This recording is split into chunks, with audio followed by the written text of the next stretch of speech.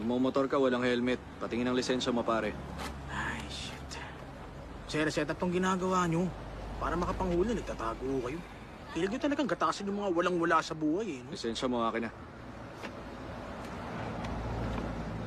Wait ka lang, ah.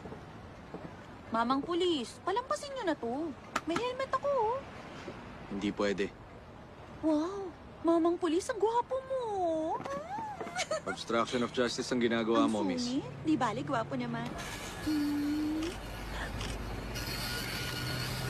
Spire ka naman, ha? Ang hot kahit Ang multa ng riding without helmet, 20,000. Pakibayaran sa oras. Kuya, pwede ko i-post picture mo? May Instagram ka? Ipa-follow kita, ha? Teka, saan ka pupunta? Hoy! Layla! Saan ako sasakay? Yan!